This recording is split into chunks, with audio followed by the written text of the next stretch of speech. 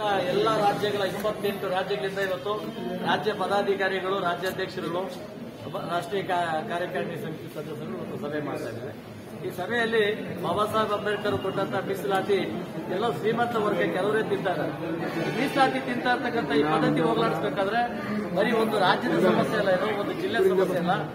ಇವತ್ತು ಕಾಶ್ಮೀರದಿಂದ ಹಿಡಿದು ಕನ್ಯಾಕುಮಾರಿ ತನಕ ಈ ಒಂದು ಹೋರಾಟದಲ್ಲಿ ಸಕ್ರಿಯವಾದಂತಹ ಜವಾಬ್ದಾರಿಯನ್ನು ಹೊತ್ತಿರ್ತಕ್ಕಂಥ ಎಲ್ಲ ಪದಾಧಿಕಾರಿಗಳು ಈ ಮಧ್ಯೆ ನಾವು ಕಾರ್ಯಕ್ರಮನ ಮುಂದುವರಿಸ್ತೇವೆ. ಈಗ ಕಾರ್ಯಕ್ರಮದಲ್ಲಿ ಮುಖ್ಯ ಉದ್ದೇಶ ಇಷ್ಟೇ, ಮೀಸಲಾತಿ ಅಂತ ನರೇಂದ್ರ ಮೋದಿ ಅವರಿಗೆ ನಾವು ಪ್ರಧಾನಮಂತ್ರಿಗೆ ಒಂದು ಮನವಿ ಮಾಡ್ತಾ ಇದ್ದೇವೆ. ಮೀಸಲಾತಿ ಅಂತಕ್ಕಂಥದ್ದು ಶ್ರೀಮಂತರ ಪಾಲಾಗಬಾರ್ದು, ಮನೆಯ ಸ್ಥಳದಲ್ಲಿ ಇರ್ತಕ್ಕಂಥವ್ರಿಗೂ ನ್ಯಾಯ ಸಿಗಬೇಕು, ಆ ದಿಕ್ಕಿನಲ್ಲಿ ಕೆಲಸ ಆಗಬೇಕು. ಆ ದಿಕ್ಕಿನಲ್ಲಿ ಇಡೀ ರಾಷ್ಟ್ರದಲ್ಲಿ ಇರ್ತಕ್ಕಂಥ ಯಾರು ಆರ್ಥಿಕವಾಗಿ ಸಬಲರಾಗಿದ್ದಾರೆ, ಯಾರು ಆರ್ಥಿಕವಾಗಿ ಉನ್ನತ ಸ್ಥಿತಿಗೆ ಹೋಗಿದ್ದಾರೆ, ಅವರು ತಮ್ಮ ಅಣ್ಣ ತಮ್ಮಂದರಿಗೆ, ಅಕ್ಕ ತಂಗಿಯರಿಗೆ ಬಿಟ್ಕೊಡ್ಬೇಕಾದಂತ ಒಂದು ಪ್ರಮೇಯ ಇದೆ.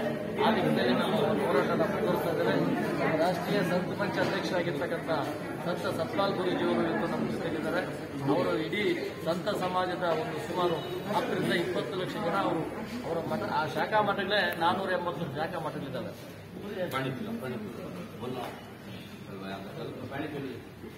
ಹಾಗಾಗಿ ಇವತ್ತು ಉತ್ತರ ಪ್ರದೇಶ, ಇವತ್ತು ಮಧ್ಯಪ್ರದೇಶ, ಇವತ್ತು ಪಂಜಾಬ್, ಹರಿಯಾಣ, ರಾಜಸ್ಥಾನ, ಇವತ್ತು ಗುಜರಾತ್, ಜಮ್ಮು ಕಾಶ್ಮೀರದಿಂದ, ಡೆಲ್ಲಿಯಿಂದ ಎಲ್ಲ ಭಾಗಗಳಿಂದ, ತಮಿಳುನಾಡು, ಇವತ್ತು ಆಂಧ್ರ, ತೆಲಂಗಾಣ, ಪಾಂಡಿಚೇರಿ ಎಲ್ಲ ರಾಜ್ಯಗಳ ಪ್ರತಿನಿಧಿಗಳು ಇವತ್ತು ನಮ್ಮ ಜೊತೆ ಸೇರಿದ್ದಾರೆ.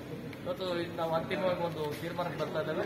ಮೀಸಲಾತಿ ಇಡೀ ದೇಶದಲ್ಲಿ ಯಾರು ಆರ್ಥಿಕವಾಗಿ ಮುಂದುವರೆದಿದ್ದಾರೆ ಅವ್ರನ್ನ ದೂರ ಇಟ್ಟು ಮನೆಯ ಸ್ಥಳದಲ್ಲಿ ಇರ್ತಕ್ಕಂಥವ್ರಿಗೆ ಅವಕಾಶ ಮಾಡಿಕೊಡ್ಬೇಕು ಅನ್ನೋ ಒತ್ತಾಯದ ಮನವಿಯನ್ನು ಕೇಂದ್ರ ಸರ್ಕಾರದ ಮುಂದಕ್ಕೆ ಮಂಡಿಸ್ತಾರೆ.